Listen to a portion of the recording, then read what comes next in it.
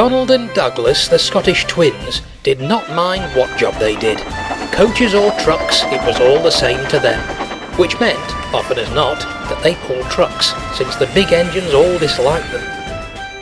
"You don't really like them, do you?" James asked in amazement one day. "Ach, it's all work," remarked Douglas. "If we didn't do it, some other body would." James marvelled. He hated trucks himself, but he had to admit that Donald and Douglas managed to make them behave better than anyone else did. The secret, of course, was that the trucks had not forgotten an incident when Douglas had smashed a rude brake van. It had been an accident, really, but no one told the trucks, and they still thought that Douglas had done it on purpose. "Keep on the right side of those two," the trucks had said to each other when either of the twins was about. One day, Donald had to take empty trucks to the other railway and bring back loaded ones. The empties behaved well, and when Donald reached the big station, he was feeling good.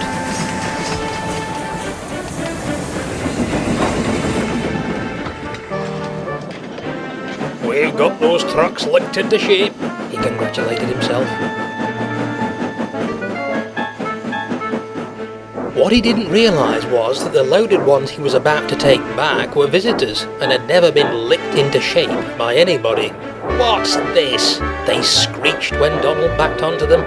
"We want a proper engine, not an old-fashioned steam kettle." They should, of course, have known better, but then trucks never do. "Old-fashioned?" snorted Donald. "I'll teach you a lesson. Take that!"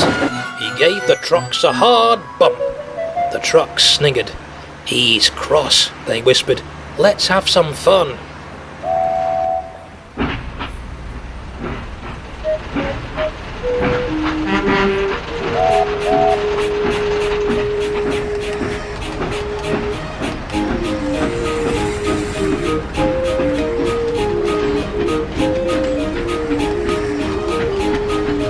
They behaved well for a while, and Donald began to think he had them under control. Like the trucks, he should have known better. By the time they reached the workstation, an axle box on one of the trucks had run hot, and they had to shunt that one off the train.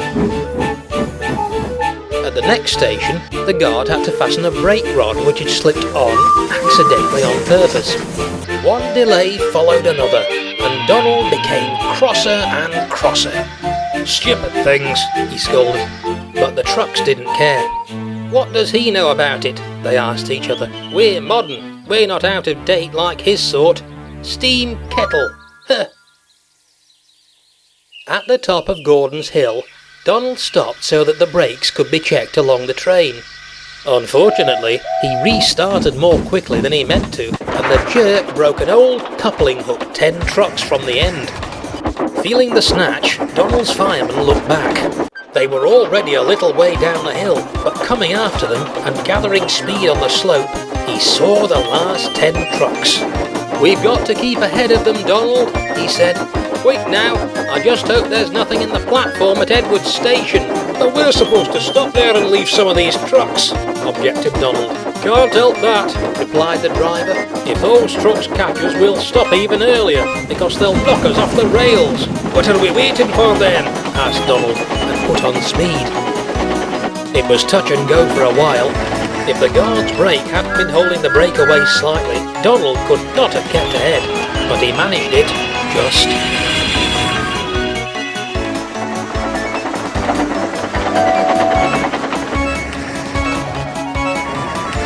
They saw Edward's station ahead. Whistling loudly, Donald raced towards it while the trucks followed, screaming with fright. Quickly, the signalman summed up the situation.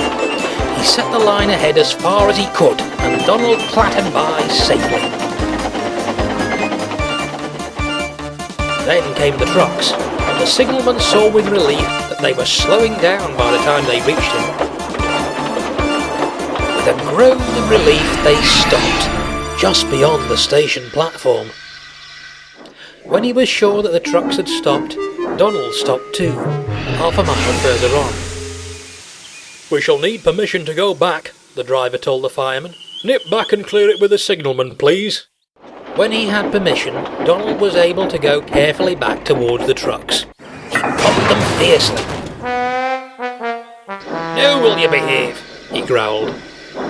This time the trucks had scared even themselves. Yes, we will," they quivered uncertainly, and Donald finished his journey with no more trouble at all.